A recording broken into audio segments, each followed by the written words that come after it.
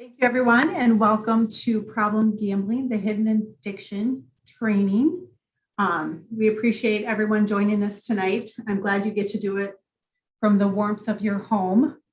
That's always a nice feature, and I'm not sure we'll ever really go back to in-person presentations only, but we'll see. We'll see what that looks like. If you haven't, please put your name in the chat. That is our sign-in sheet for those just joining us. That would be great. Okay, so we will get started here. Maybe. So just a couple housekeeping rules. Like I said, we are recording. You're welcome to keep your video on, or if you're more comfortable keeping it off, we understand that too. Or if you do have connection issues, sometimes that is a good way for you to keep your connection. Is to keep your video off. So whatever you're comfortable with, we are to make sure you keep your line muted unless you want to talk. That helps with just room distractions. After this training, if you want the presentation or the recording, we will send it out. We're happy to do that as long as you registered and have your email. If you want to put your email in the chat box as well, if you didn't register, that is fine too. And like most of you have done, if there's anyone else in the room, please share their name as well, because we get to count them. Okay, so problem gambling, the hidden addiction. What does that mean? I'm Jen Stoka. I guess I should introduce myself, right? Jen Stoka, Director of Prevention Services at Helping Services for Youth and Families. And with me tonight is Kathy Schwartzoff. She is mentoring coordinator for Howard, Elm-McKee, and Winneshiek County. And this training is being brought to you by our Improving Tomorrow mentoring grant.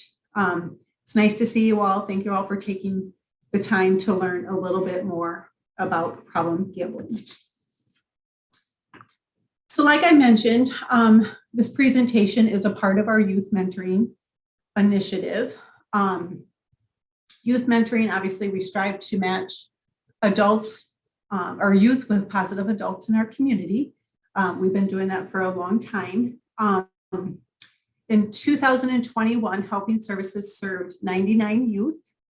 We had 166 people volunteer with our program, which is an amazing number. We had 180 people last year attend our trainings that we've offered.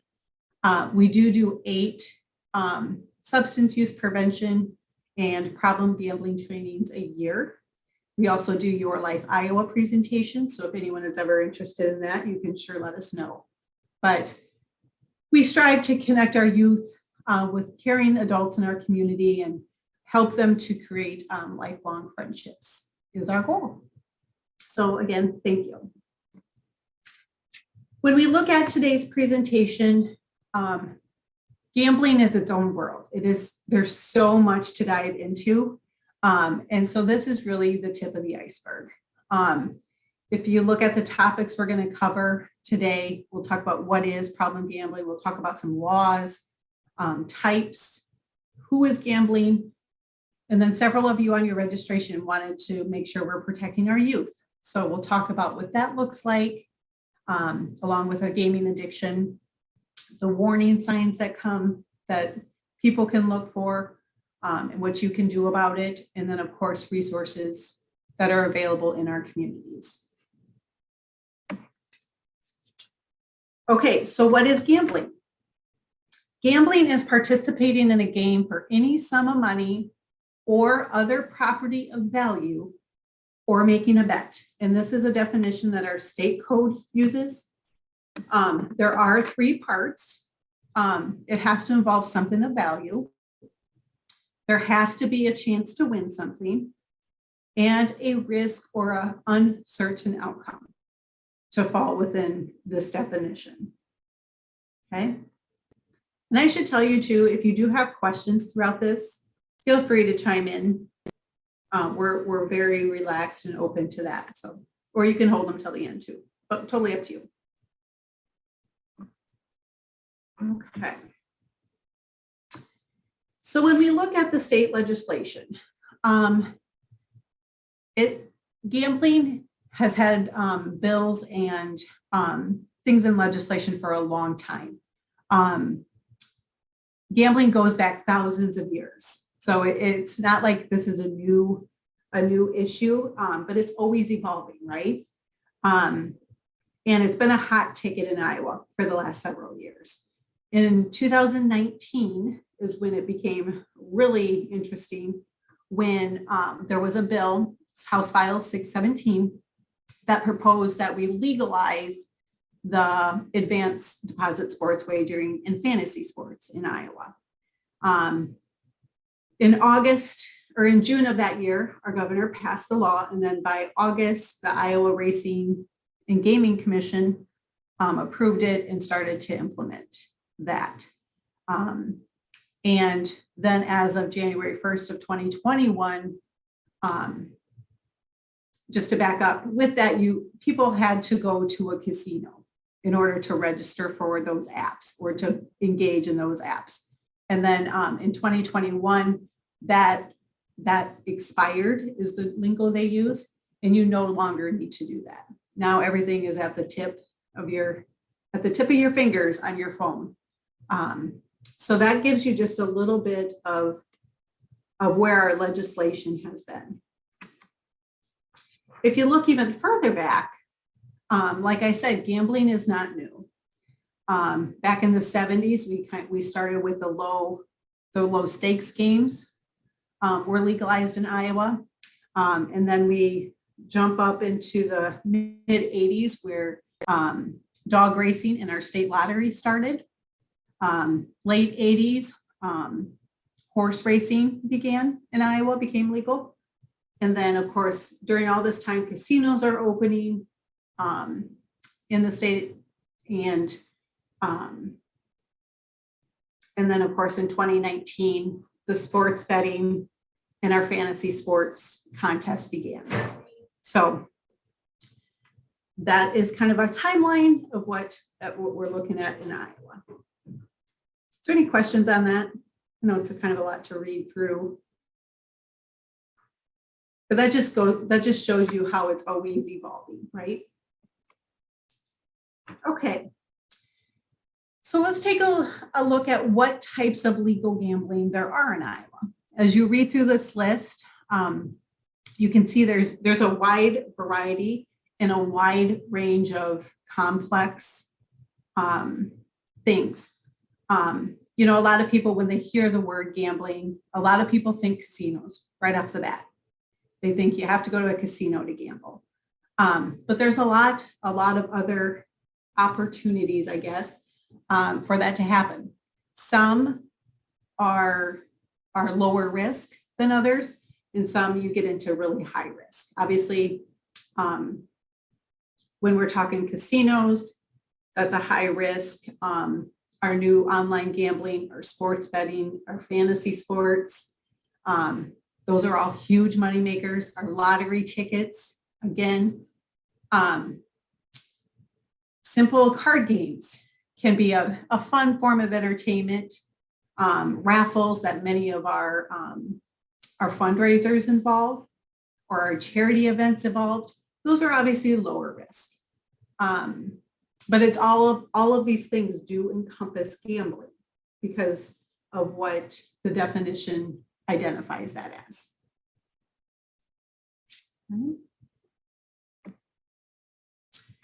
So let's look at our sports betting. So right now there's a dozen sports betting apps active in Iowa. A majority of our land casinos have a sports book on-site registration still. But like I said, in 2019, Iowa became a full-service sports betting state.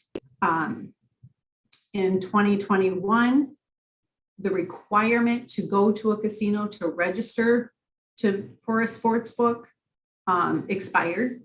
And now you no longer have to go do that. You can do it at the tip of, just do it right on your phone by downloading one of these apps. And as you can imagine, once this happened, sports betting handles in Iowa went through the roof.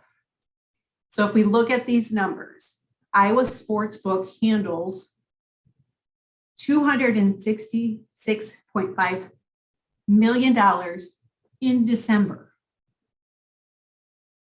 Just in December, guys. And that was actually down from November and October, where we were at $7.2 million. And from a year ago, that's 154% increase. So with the app, with it being right at your fingertips on your phone, obviously more people are engaging in it. And this obviously causes a lot of concern for people getting into deep and developing problem gambling disorder. Caesars is our dominant sports book in Iowa.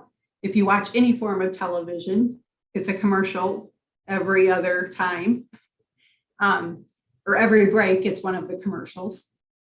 They handled $9 million of it in December. You've probably heard of DraftKings. They were at $72 million. FanDuel is another popular one. And BetMGM is another. Those are kind of the common ones that you'll hear. You see a lot of advertising for them.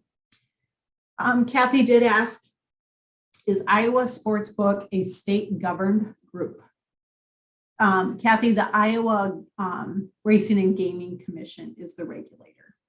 Of course, with legislation, and Jenny, you can hop in on here too, but with legislation for what can be approved, like sports betting, being allowed to be in your phone and not have to go to a casino, that was at the state level. But the Iowa Racing and Gaming Commission is who regulates this. Besides for the Native American casinos. Minus that, yes. Thank you, Jenny. Because the Native American regulate themselves. Good point. Thank you for that. Okay. Any questions on sports betting?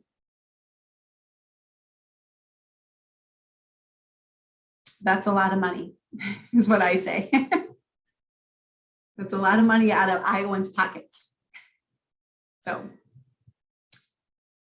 and this data did come from the Iowa Racing and Gaming Commission report.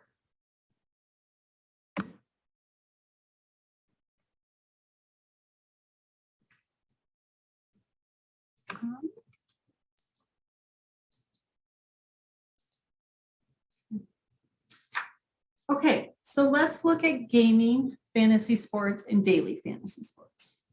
So when we talk about gaming, and this is where our kiddos come into play, and not that there's not plenty of adults that game as well, but it's a good chance for us to look at our kids. Gaming is any type of game, including those played on your phone, on a gaming console, on your computer, or through social media sites, okay? Things like Candy Crush, Call of Duty, Clash of Clans, all of those fall into gaming and gambling because of the things you can do during the game, which include paying for things that you don't necessarily know the outcome for, or paying for something as simple as an outfit, and you don't know what the outfit's going to be. So that's how gaming gets involved. When we look at fantasy sports, this is things like fantasy football or March Madness or things like that, games where people can draft their own teams, and then based off of how they compete is how the outcome is going to come for you.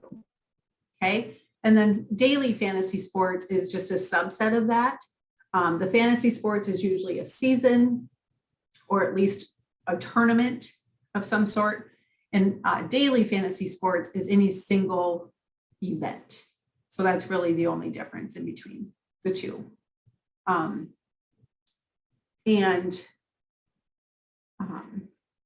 Both of them are some sort of betting involved. And based on the definition, again, we don't know the outcome of what you're betting on. Okay. So looking at the types of gamblers that we have. So there's a professional gambler. So these people do not consider themselves to have any sort of addiction. They do this as their job. They study their game. They do calculations and statistics and all sorts of pre-work, so to speak, in order to do better at their job.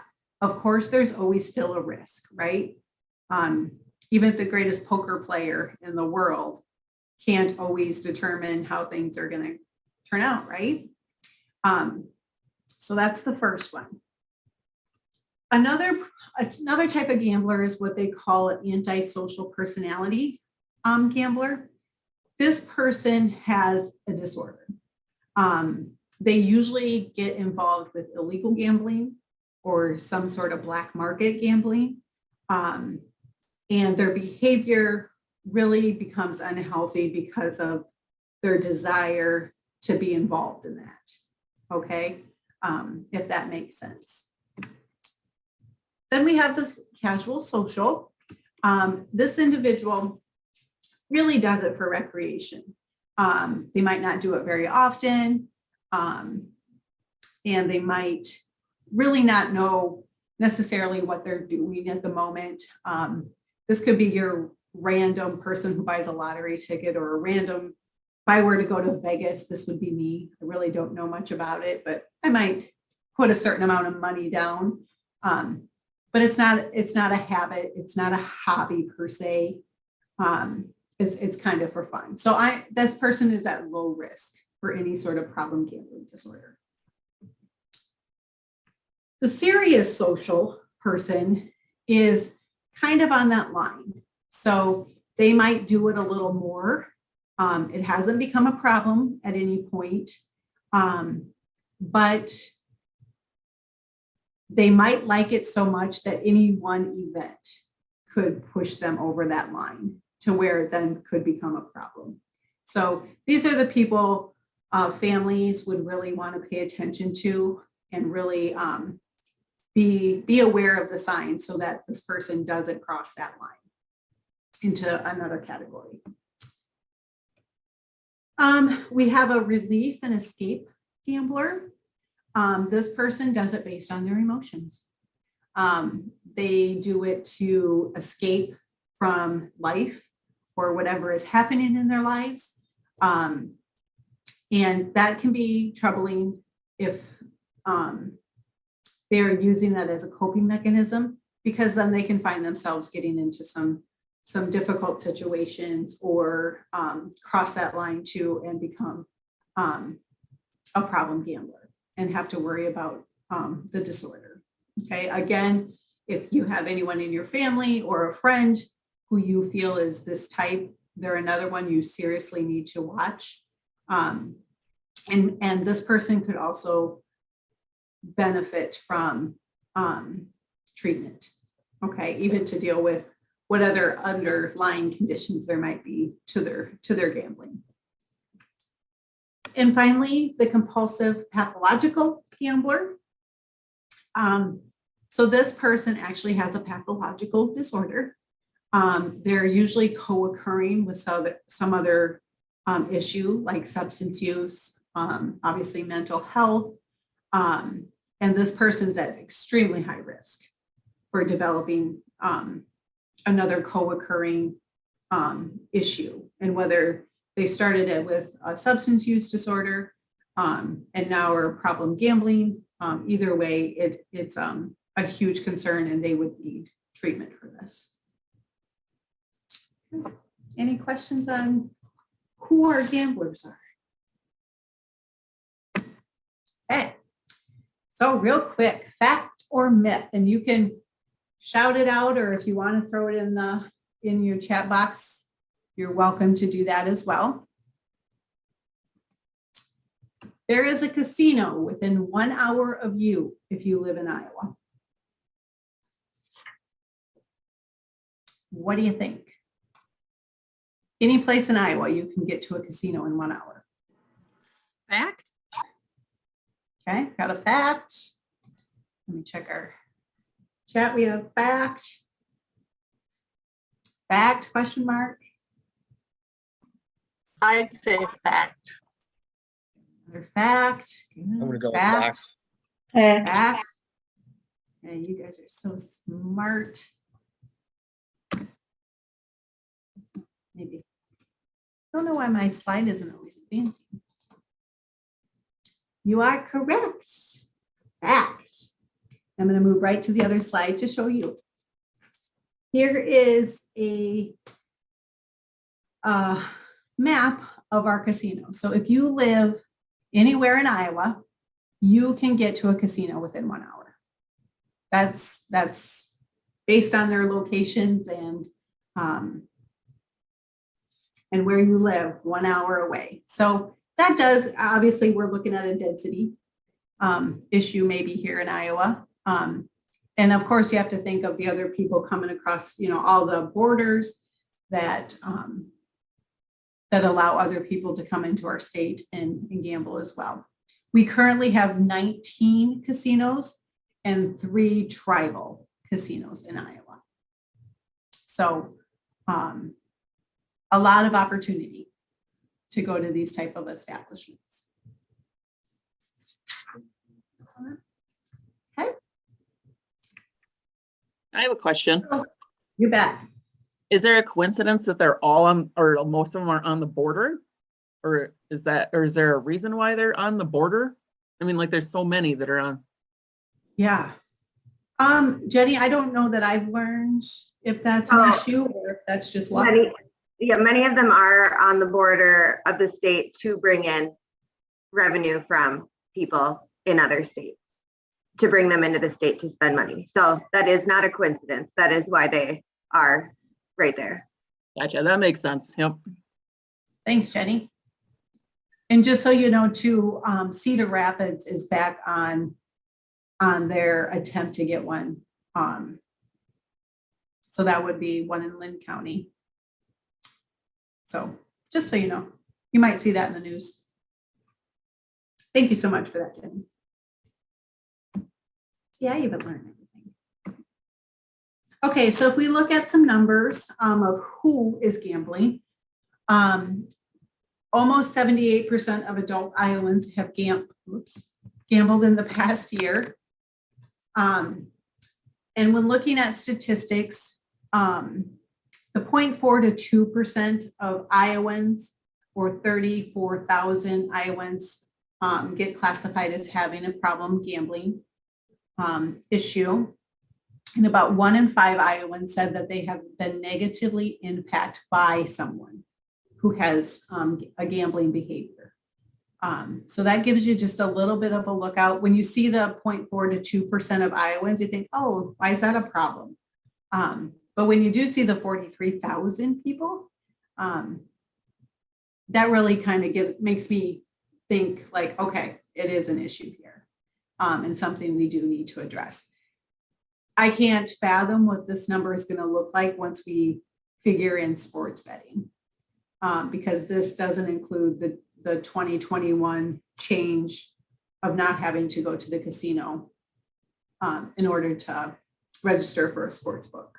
So it'll be very interesting to see how these statistics change in the next couple of years.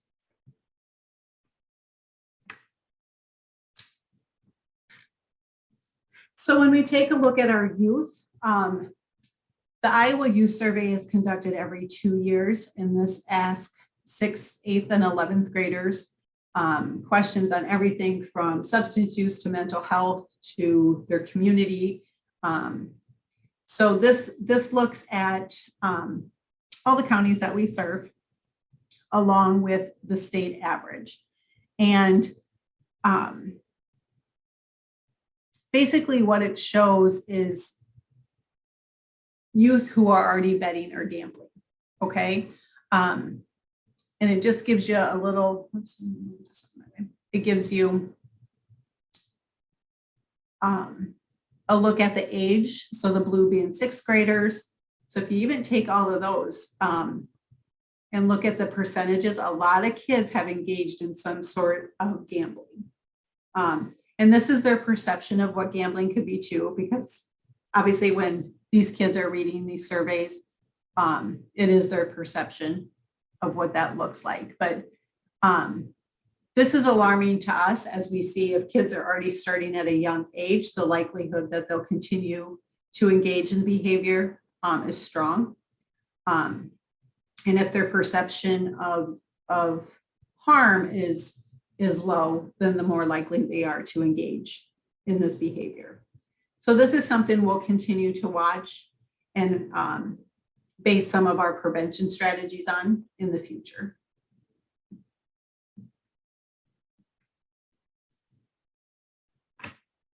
So if we look at this slide, this is a glimpse at college students. 75% of college students have gambled in the past year, and this is legally or illegally, with 18% gambling weekly or more. Again, this is probably done through gaming, maybe some poker games. What the illegal aspect is probably varies, whether they have fake IDs and are allowed to get into casinos, could all be factors in this. So not everyone who gambles is alike. There's no looking at someone and saying, oh, I bet they have a problem gambling disorder. It doesn't discriminate against anybody. There's all ages, all cultures.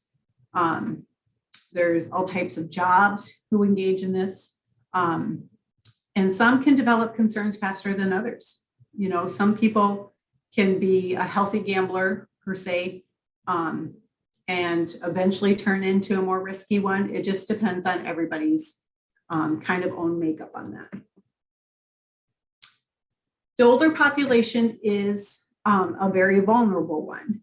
I used to work at a nursing home and activities, and every month the Isle of Capri bus showed up and took our residents on a trip to the casino. So that is another population we do need to be concerned about. They might start off as a hobby, it's a social outing for them, which is fabulous.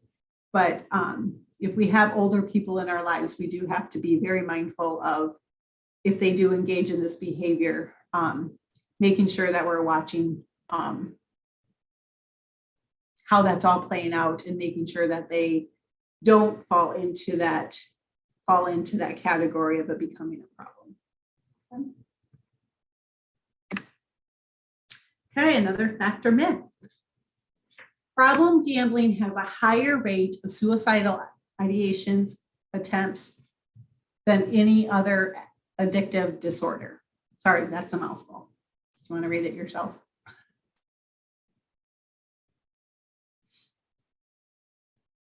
What you got? Get some facts. Okay.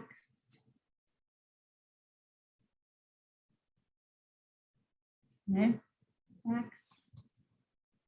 All right. That doesn't want to do it again. Sorry. Once again, you're correct.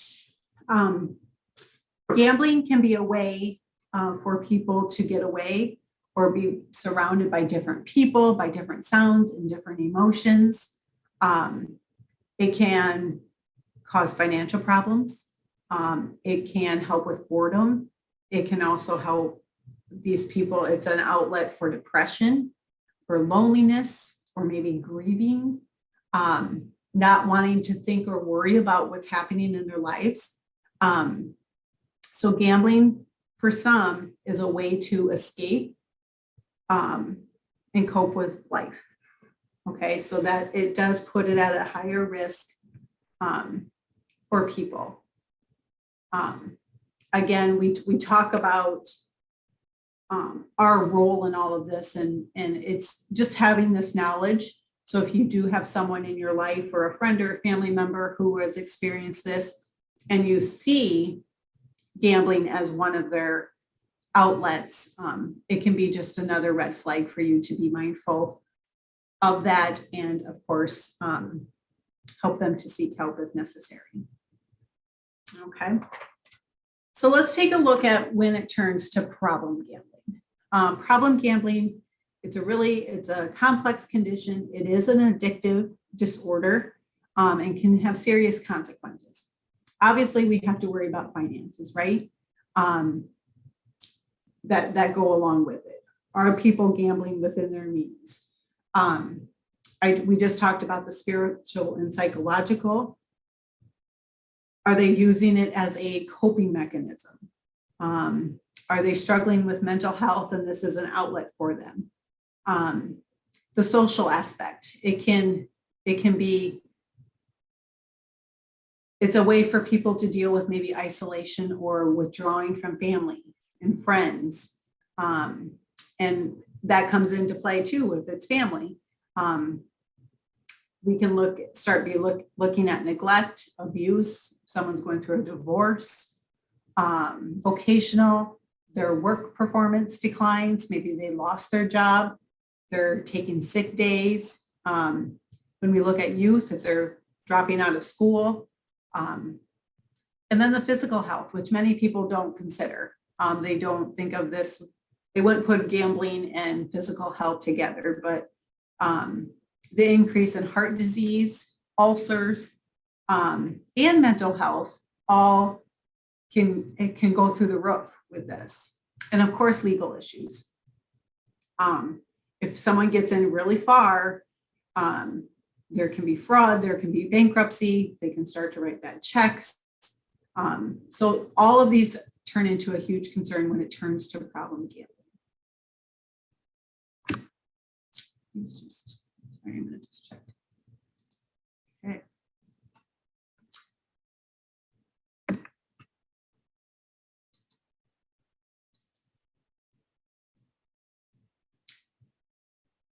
So what does a disorder look like?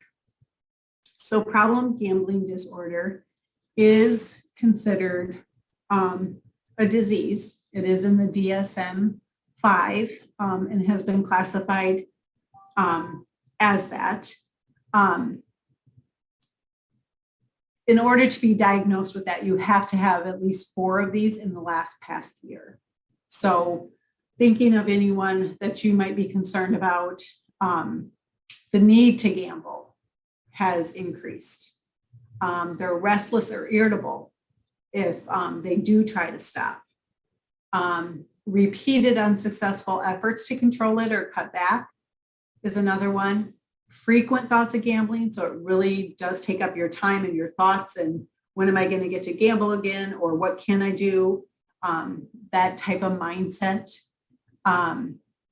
Using gambling as a stress relief or when they're feeling distressed about life. After losing money gambling, often return to get even, and that's called chasing your loss. So let's say they lost money and they think, oh, I got to go back. I'm going to win it this time. That's a huge concern. Lying to hide your gambling activity. The risk of losing a close relationship or a job or school because of gambling. So if any of your relationships are in jeopardy because of this behavior, that's a concern. And relying on others to help you with money problems caused by gambling. So if you're needing to get a loan from a friend or family member to pay your mortgage, that's a huge concern. So this is what they look at when they are attempting to diagnose somebody with problem gambling disorder. Any questions on that?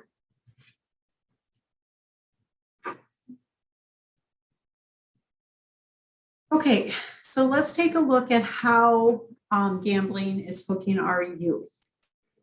When we look at this, obviously online gaming becomes the biggest issue for our youth, right? There's fantasy games that kids can be involved in. loot boxes are part of games. And that's where you pay an amount of money to get a loot box and you don't know what's in it. But whatever's in it is intended to help you progress in your game. Okay, so maybe in your loot box, you're going to get weapons, or you're going to get an extra life, or something of that sort. So that is gambling, when kids have the ability to buy things like that through their games. Easily accessible apps. Usually kids know more about what's happening with those than most of us adults, or they know how to get to downloading games, or, you know, if you see little kids, they're swiping all over on their tablets or on their computers. And the thing now too, with even your PlayStations and your Xboxes, you don't always need the disc anymore. You can buy right on the computer, or you can buy right through your gaming console. So that's putting another loophole, I guess. You know, if I need to actually go out and buy my son a game, I'm probably going to pay more attention to what it's rated, what it's about.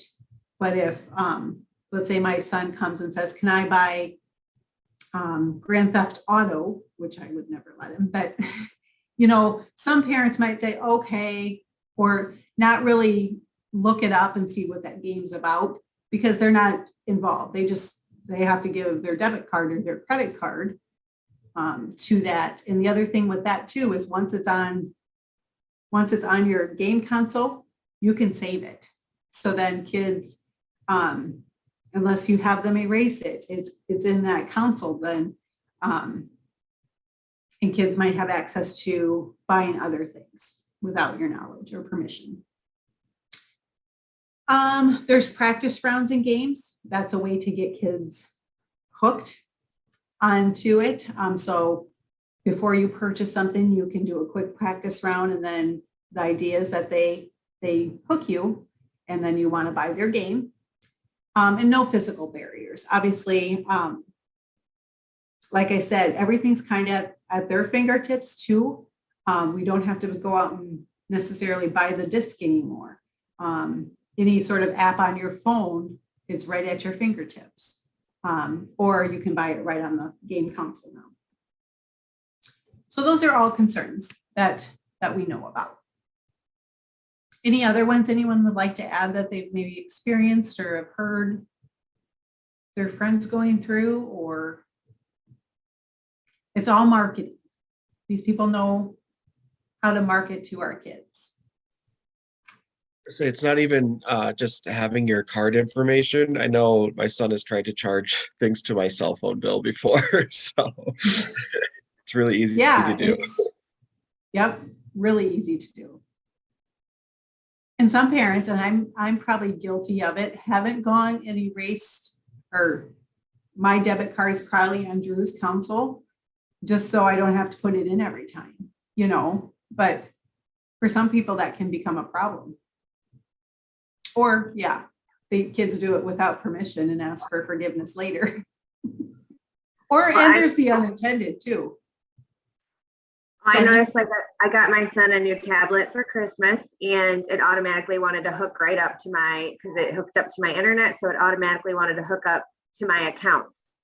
Mm-hmm. And so it does that, and so now I keep looking at it, like making sure it can't purchase stuff, because the ads that pop up on his 7-year-old, he's a 7-year-old, and the ads that pop up on the games he plays are not appropriate. They're, you know, these gambling ads, and trying to get him to wanting to purchase more stuff.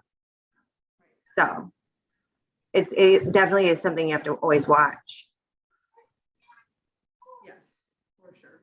And sometimes kids just click on it thinking, oh, I'm just going to see what it's about. But really, some of the apps, it means if you click on it, you buy it. So sometimes it's just even they don't intend to, but Kathy did put in, it is upsetting that Legos has a Minecraft line that you can purchase for kids. Yeah, they all know how to market and really get into what kids are liking and loving. And They know how to sell their products for sure. Good discussion.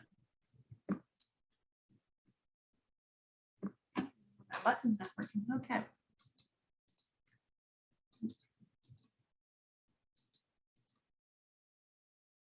Okay, so when we look at early exposure, we do have to look at what gaming is really teaching our kids.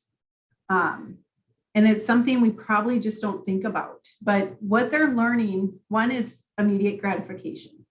Everything is at the click of a button. So that's a learned behavior. And most of us probably see that in kids of today. They want it now, and they expect it to happen right now. You know, back in my day, if you ordered something, it took weeks. Or, you know what I mean? Like the process has definitely changed. Immediate gratification is our society these days, and I'm guilty of that too. Inability to develop patience or control. These games,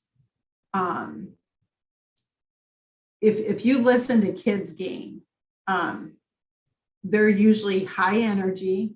They're maybe yelling at their screen or whoever they're playing.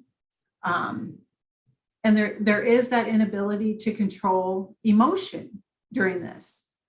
Early exposure of a big win can be a huge concern that we need to look at. Kids are being taught through these games to win. You know, Call of Duty, or they're playing their friends, or they're playing strangers, and they're teaming up with people to win. My son came and said, oh, we got my nephew, who's probably too young to even be playing it, but he said, oh, we got him his first win. And it was Drew and his friends that were helping a younger kid get his first win. So that's teaching them that behavior. That's putting into their system and their mindset, I'm going for the win. And if that's not a risk of gambling, then I'm not sure what is, right? Speed and action dominate our brain. They're in overdrive as they're trying to win a game, or they're trying to be the best at the game. It really can put a toll on them mentally like that. And if coupled with other trauma, or just even other things going on in a household, maybe, it can definitely lead to issues in the future. If kids are already using gaming as a coping strategy, I'm going to go game so I can get my mind off what's happening out in the kitchen or in my life or what's happening at school. That's kind of setting them up for that codependency that we talked about earlier. So all things that we need to be super mindful of if we have kids in our life who are gaming. So things that we can do, we can set time limits. Obviously, some of us think that's a great idea, but then life happens and it's hard to stick to that. We can keep phones and other gadgets, game consoles out of the bedroom so they can't be played at night. If you have a game room or a game space, that even allows for them to just be mindful that adults are around and watching. We can have them engage in other activities, right? By limiting how much time is allowed on them. And getting them to do other activities can be super mindful. The more we let them play, the more they're experiencing those first exposures that we talked about. And obviously age appropriate games. But like Jenny said too, unless we're right over their shoulders, some of the marketing, they're doing a good job at not even, they don't know that it's a 7-year-old on the other side of that tablet, right? So we do have to be mindful. And that's where parents have to step in and truly know what their kids are playing. They need to do their research. When they hear a game, they should be looking it up, seeing most PlayStation and Xbox games do put a rating on it, whether it's for everyone, whether it's for a teenager. or whether it's for an adult. Unfortunately, some parents don't look at that. So, but these are things that we can do to help just offset what they're being exposed to. Any questions on that? Or any other ideas that people have used to just help? I'll just add in that, like, add to that, I always feel like he's starting to know more than me online. Like, he knows more about those games than I do. So he might be the expert, but I need to know, like, you need to explain this more to me. So that's That's a something good I've idea. already learned. And he's 7. He just turned 7. But But that yeah, is a good I always idea, is to even have them explain it, like, so they even know what they're getting into even. I don't know. Yeah, yeah. We do have to do our research as parents for sure. But they're so smart. So smart. I'm just gonna make that note quick. Thank you. I think though that it's really cool though that Jen brought that up, because then it just becomes a topic of conversation that may seem somewhat normal, if you will, of the idea of, hey kids, we talk about things, and if they concern us, that's an opportunity, if you as a parent are concerned about it, to share non-judgmentally and calmly, what your viewpoint is. I think it's great that, he has that ability to talk about that, because not all parents lay out a home environment that's open to them being resources to each other, I guess is a good way to say it, but having those open and honest conversations about values. It's pretty cool. Yeah, good point, Kathy. We can definitely add that to the list of ways that parents can start that. That's great. Thanks for sharing, Jenny. Okay, so when we look at youth and the risk factors that are in play, it is males who are at a higher risk. Single parent households, and we all know that isn't necessarily based on who the parent is. It's just usually there's less time to be looking at everything that the kids are doing. If there's alcohol, drug, and tobacco use already, we talked about kind of the co-occurring things that can happen. Parental and family gambling issues already. If youth are being taught at a young age to engage in these behaviors, it puts them at higher risk. Academic problems. If someone is struggling in school, they might be turning to gaming or other gambling as a way. Maybe they're good at that. Maybe they're not good at school, but maybe they're good at gaming. So that puts them at higher risk. Youth with impulsivity, ADHD, trauma, or any other mental health issue. Again, this can be a coping strategy that they turn to. And it does put them at higher risk of developing, I spelled that wrong, disordered gambling. So all things to be mindful of if you are working with kiddos in this scenario, or you have family or friends who may be experiencing this. Just good things to be looking for. Other ways that youth are being exposed to gambling is through scratch lottery tickets. Jenny and I do a campaign called Gift Responsibly around the holidays, and this is an attempt to just be mindful that lottery tickets are for adults and not kids. A lot of people get them and throw them in kids' stockings, or they become a part of, the saran wrap game or things like that that we're using. But that's exposing our youth to gambling, right? So that's one thing we can be mindful of. Friendly card games. My family plays games. But whether you gamble or not, that can be a difference, right? And also with that said, you can teach kids, to play poker or euchre, but it has to stay in a healthy way, but it is exposure. There's plenty of games you can play that don't involve any sort of betting. Ashley did share commonsensemedia.org can help determine what is age appropriate. And Ashley, is that for video or games like PlayStation and Xbox? Yeah, I think it has pretty much everything from books all the way to like apps that can be downloaded on phones. I know it was shared. My son's in 6th grade this year, so this is the first year they got to take their computers home.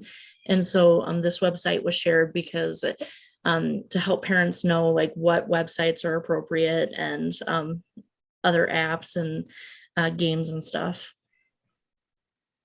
Perfect. Thanks for sharing that. So if anyone wants to pull that out of the chat box, definitely go ahead. Commonsensemedia.org. Thanks for sharing that resource, Ashley. So then looking at other ways youth can be involved in gambling is raffle tickets. And again, many of us buy raffle tickets to support our local charities or our local fundraisers. Again, that doesn't have to turn into an issue. But again, it is exposing our kids to that idea. It's innocent usually, but still it is a classification of gambling. Okay, so how would you know if your child is struggling with problem gambling? You have to talk to them. Like Jenny had said she did with Hal, and Kathy's addition to this being a way that parents can get involved, or mentors can have these conversations, or anyone who even works with youth. We have to talk to them. We have to keep the conversation open and keep it in a, like Kathy had said, non-judgmental. We want to learn more. We want to know that you can come to us, type of conversations. And if they need resources, then we move on to that. But unless we talk to our kids and are paying attention to what they're engaging in, it can be pretty hard for you to determine whether gambling would become an issue for your kiddo. Obviously, depending on if they have their own job and can spend certain amounts of money, you could see it that way too. And if you do see that they are spending money through a debit card or through your debit card, that can definitely be a time that you have those conversations.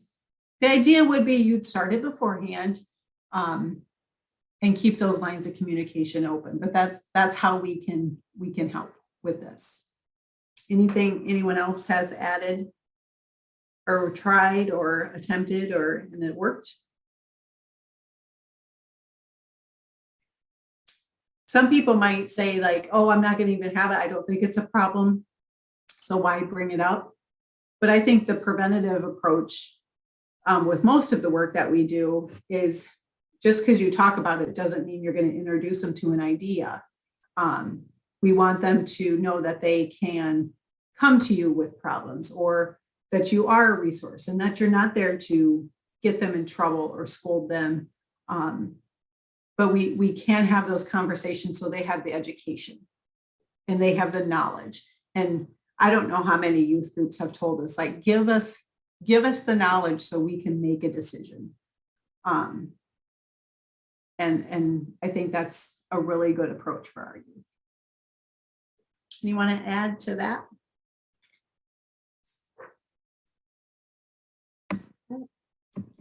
Jen, how do you like some of those and this is an assumption, but like those fourth graders and sixth graders and those bars that were so high, do they even know that it's gambling? So we usually say those in the Iowa Youth Survey, it is based off their assumption. So Johnny over here, who lives in a home where dad plays poker every Friday night, who gets lottery tickets, you know, it's based on their environment and what they've been exposed to. But it also can just be their simple perception of whether they've gambled. Maybe they did get a scratch ticket that one Christmas from Aunt Jenny, and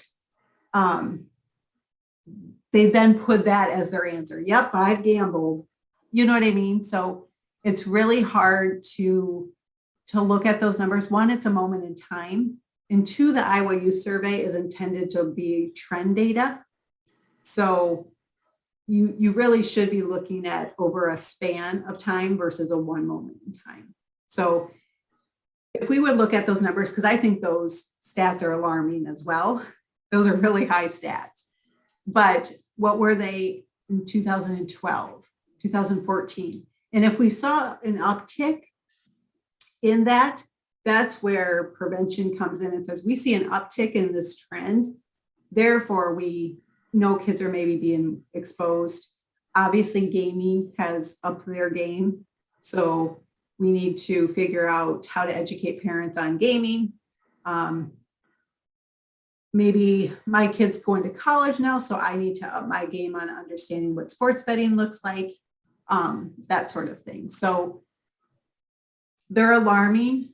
And I think what we can do in prevention is watch that trend. And if we feel like we need to do better education at a younger age, then we step in and do that. But sometimes kids don't know what it is and they mark it, is what it comes down to. So that's why we need to look at trend, because 2018, maybe kids had heard about sports betting, or maybe they had heard about, maybe they just got a game console and all of a sudden they're buying loot, you know, through it. So does that make sense? Yeah. Yeah. Do you think Anybody, there's Jenny, you want to add to that? Go ahead, Colleen. Do you think there's also kids that are like in their gaming or whatever doing it, but they don't even realize that they're gambling? Oh, sure. I would say So- kids would not put the term gambling on when they're buying a loot box or when they're buying a new outfit in Call of Duty or whatever game that is, they buy outfits. They wouldn't know the definition that was gambling. So how do we get that out to the youth community that, hey, this is seriously gambling? Yeah, presentations, education. The school is letting us in their doors. But that also comes down to parents. I mean, if we can educate parents, you know, hopefully tonight we got a couple people who then can start to have those conversations too, you know. Takes a village for sure, but Right. yeah. I'll just add to that. Yep. That parents and adults actually don't know that either. You know, so like even that survey that Jen showed stats towards the beginning of the training, that survey was taken before sports betting was even legal in the state. And many people said, yeah, that they did play sports bets. And many people, they listed out what they considered gambling in those questions. But there's a big difference between when they list out what they consider gambling versus what they did not list online gaming and online gambling at that time in that question. So it is very what you're asking. People don't consider gambling.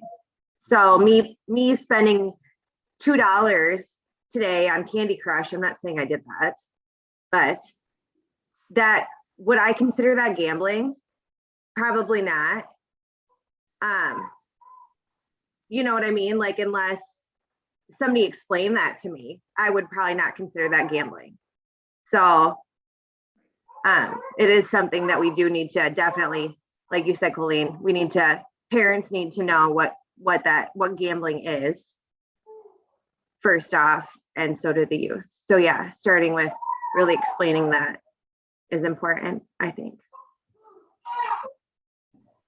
Definitely. Thanks, Jenny, for that insight.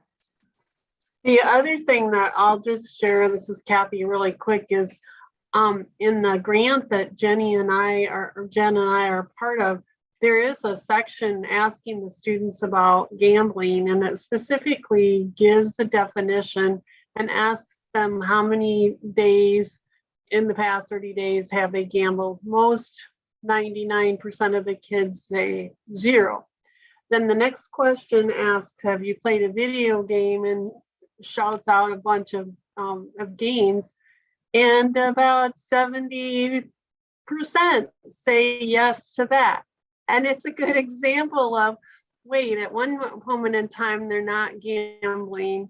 And in another moment in time, oh yeah, I've done that, kind of thing. And the other thing too, is the wording on some of these surveys are so far and above the grade level of the students as well. So we need to maybe be asking our questions in a better way as well, so that we do have accurate data, because that's one of the things that I think is very, very true with youth, is that our data is not accurate from the sense of, do the kids really understand what they're being asked about, and secondly, is it timely and correct? So anyway. I agree. Definitely room for improvement. And even on the Iowa Department of Public Health surveys, most of the time when I do it for curriculum-based support, they're like, what's gambling? And, I give a brief scenario, and I usually do throw in game, but that question's about adults too, but they're like, oh, that's not a big deal. Yeah. So usually that question is on the opposite end of the spectrum that we want it to be on, but lack of education, lack of awareness, for sure. Okay, good discussion, everyone. So looking at, and we are at time. We have quite a bit. So let's go through the rest of these slides. So who's at risk when we're looking at the adult population? We've talked about co-occurring mental health disorders, and problem gambling can go hand in hand. People's age, depending on where they are in life, can really play into that. When we look at the sex, it's really common between both men and women. Usually women start later in life than men do, but there's really no discrimination when it comes to that. Influences of family and friends. Maybe if somebody has people in their life who are in that world, it's easier to jump on that bandwagon and go with that. Medication used to treat certain ailments. There's research that shows people who are on Parkinson's medication and restless leg syndrome. It triggers something in our brains related to dopamine, and it's an antagonist, and it really feeds off that compulsive behavior. And then certain personality characteristics. So people who have compulsive disorders, ADHD, workaholics, restless or bored easy can really fall into the at-risk categories. Warning signs for the gambler. So when we look at warning signs for the person who's a gambler, if they're doing it to escape something in life, if they're doing it to solve money problems, if they have the inability to stop playing, gambling until their money is gone, losing time from work, borrowing money to pay debts, neglecting families, lying, all of these are characteristics that a person is in trouble and may need treatment. Not may, does need treatment. So if you know someone in your life, this could be it. Jenny did add athletic and competitive personalities, definitely, especially when it comes to our sports betting. That definitely plays into it. Poker, those types.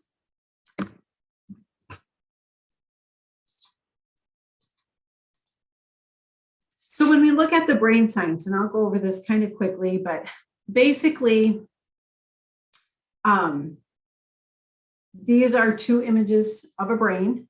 One of them is expecting dough or the reward of money. And the next one is the trigger in the brain when they have taken heroin. So the same part of the brain is affected by this, and it's the release of dopamine. That's the trigger for this. So the same happens with eating disorders, sex addicts. This is all the same part of the brain that is triggered and is a release of dopamine for people. So this is the kind of the brain science behind it. And as we learn more and more, we realize that it doesn't even have to be the act, it has to be occurring. We can have triggers before it even starts. So and then once the dopamine is released, it's really, really hard for us to say, stop, I'm not going to go do that behavior. Addiction is something extremely powerful and hard for us once that dopamine is released for our bodies to retract and have the skills to say no to something. So this just shows you the correlation in our brain based on any addiction that we might have. And problem gambling has the same component. Okay. We won't go too much further into that. Does anyone have any other comments on that?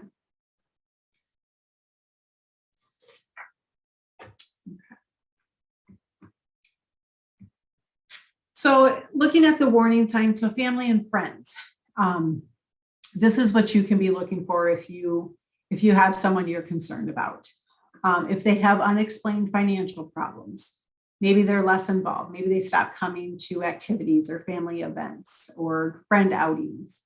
There's emotional concerns, maybe they stop communicating with you. You notice that there's items of value are missing or lost. They're working overtime or taking a second job in order to have more money to gamble. Or like I mentioned, they're absent or disinterested in coming to other events. These are all signs that you can be looking for. And if you are experiencing any of these with someone you love, it's definitely time to have a conversation and help them get the resources that they need.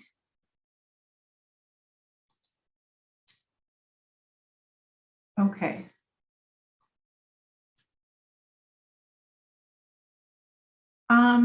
We have a question when you say treatment. What do you mean actually? So treatment, we'll talk about that in just a second too, but there is problem gambling treatment. Just like someone would go to Northeast Iowa Behavioral Health or Substance Abuse Services Center for a substance use disorder, there is counseling and treatment for problem gambling disorder as well.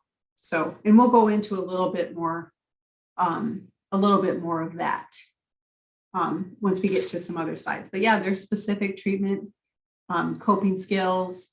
I'm not 100% what medication can be involved, but those are all options for treatment when using that term. I just don't understand. Okay, so things to look for. So when gambling gets in the way of work or school or other activities, it's a concern. When it harms your mental or physical health, that's a concern. When it hurts you financially, when it can damage your reputation, and it causes problems with your friends and families. Again, these are all things that it's now time to seek resources. Okay. Gambling, gambling is not, and this is us attempting to reduce stigma associated with it and the stigma that keeps people from trying to get help. So it's not a moral weakness. Again, just like the brain science showed, it is a disorder and it's an addictive disorder. So we need to treat it as that. It's not a lack of self-control. A lot of us sometimes think, oh, they should just quit. What's the big deal? Again, if it has changed the chemicals in your brain or how your brain thinks, it can be really hard and it needs special treatment. It's not just about gambling too much. It's all the other components that go along with that issue. Like we talked about, is it affecting your friends and family? Is it affecting your work? So it's much bigger than just gambling. It does not discriminate. No gender, age group, ethnicity is exempt from being exposed and developing any sort of disorder. We need to get rid of the label of bad people only have a problem gambling disorder, or stupid people, or whatever we would want to, whatever adjective we'd want to use. Because again, if it's become a problem, it's usually out of their control and they need the assistance in order to get back on track. Okay. So this is just a quick, you can quickly look this over. I'm not sure what happened to our numbers, but this is just to show that there are screening and assessment tools. So if someone were to go into one of our behavioral health facilities, they would do an assessment to gauge where someone is sitting with this issue. With this assessment, a score of 8 or more is going to be referred to treatment. Okay. And due to time, I'm just going to move on. That's just to show there is things in place. So how can you gamble safely? So like we mentioned way earlier in the presentation, it's not always a problem if you do partake in these. So when thinking about your gambling or someone that you love, you can't think of it as a way to make money. Don't think, oh, I can't afford all my bills this month, I'm going to go gamble in order to make up for that. You only can gamble with the money you're allowed or that you can afford to lose. So if you're going to go spend money on a movie and dinner maybe, then that's the kind of entertainment budget that you have. That's what you should be thinking about if you're gambling as well. Set a money limit in advance. So if you're going to go to Vegas, say maybe I'm going to spend $100. That's the only thing I'm going to, and once that's gone, that's gone. Set a time limit in advance is another. Don't chase your losses. So if you spend that $100, don't say, I'm going to go and try and win that $100 back. Because just so you know, if you're in a casino or really anything, things are stacked against you. They don't want you to win. So it is stacked against you. Don't gamble when you're depressed or upset. Balance gambling with other activities. So this is where you just are that social gambler. Don't let it be replacing other activities or events in your life. Don't take your bank card with you. Take your set limit and call it good. Take breaks and don't drink or use drugs when gambling. Are all great ways to make it not an issue. One more factor myth. There isn't any organizations that focus on helping people with problem gambling in rural Iowa. Factor myth. What you got? Okay.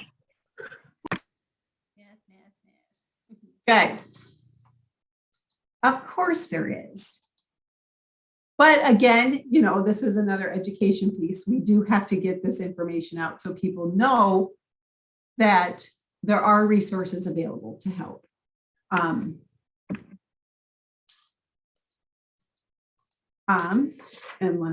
we'll look at that. So how can you help a friend or a loved one? The most effective way, the things you've learned tonight about signs and symptoms or behaviors, it's really getting them to the resources that they need. This usually isn't something you can talk them out of, so to speak. And there are resources available. So in our southern counties that we serve, so Delaware, Dubuque, those areas, we have Substance Abuse Services Center, or SASE. Up in our northern counties, Northeast Iowa Behavioral Health is our problem gambling resource up there. We do have the Your Life Iowa, and that's where you can call, text, or live chat with a trained professional. And of course, calling 1-800-BETS-OFF links you to that and gets you to a person who can help you through that.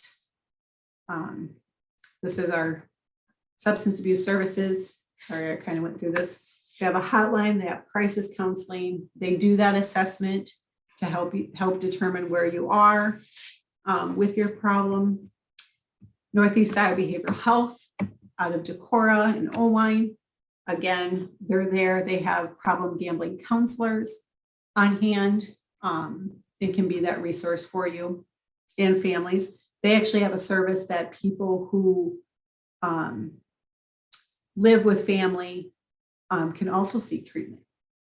So it's kind of like your NA and or your Al-Anon for kids and support groups like that. So that's a nice feature that they have too.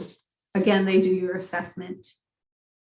Your Life Iowa through IDPH. Again, you can chat with them, you can go online, you can still call, and they have many resources for families in order to help you get the treatment that you need and lead you in the right direction. Okay.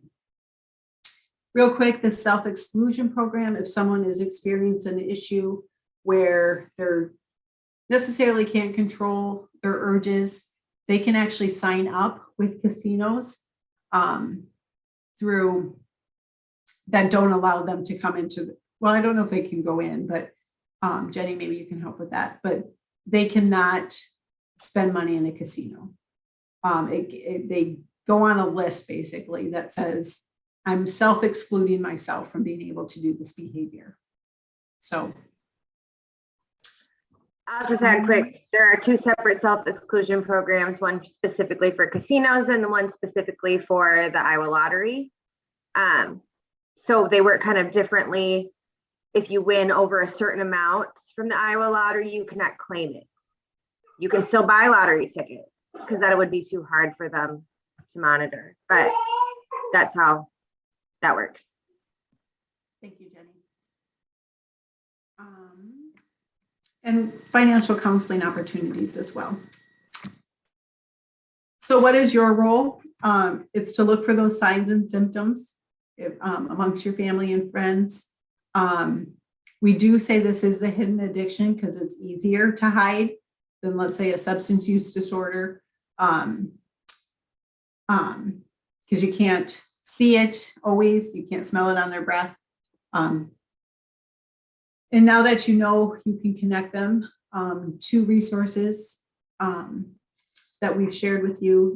You know what our kids are playing and the habits that can form from them being a part of the gaming world. So you can be just more mindful of that. Those are all roles that you can play.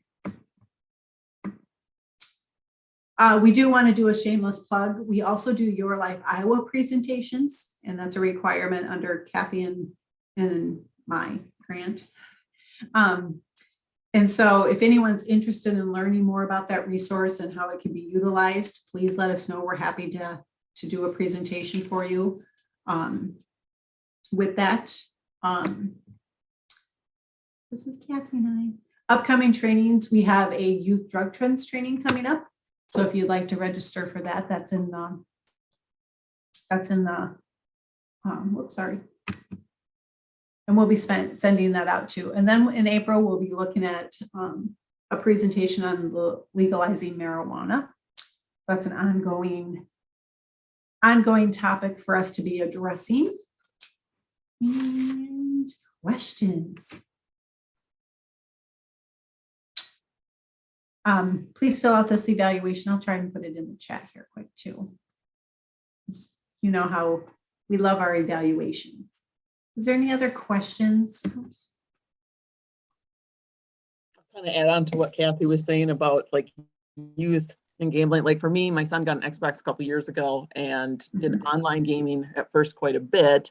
And I thought I'd be smart by like when he wanted to use my credit card, I'm like, okay, well you can, but my email has to go in the account, thinking, oh, I'll see when he's buying stuff and whatever. But he's able to go in and change the settings and take my email out and put his in so he can see. And of course, it's all marketing, like you said. So they send millions of emails. Oh, this is a sale on this today or whatever, you know, trying to get these kids to buy stuff and whatever. So I have since stopped letting him use my credit card. So he has to buy Xbox gift cards. So then he only has like $15 or $20 or whatever. But I've tried to, because then I was just always so paranoid about him using my credit card. Like, oh my gosh, like he could just go and spend $500. I can never get that back. So my solution is the gift card. That's my 2 cents. Yeah, that's a great solution. Great solution. Thanks for sharing that, Jane. Any last moments of expertise or knowledge?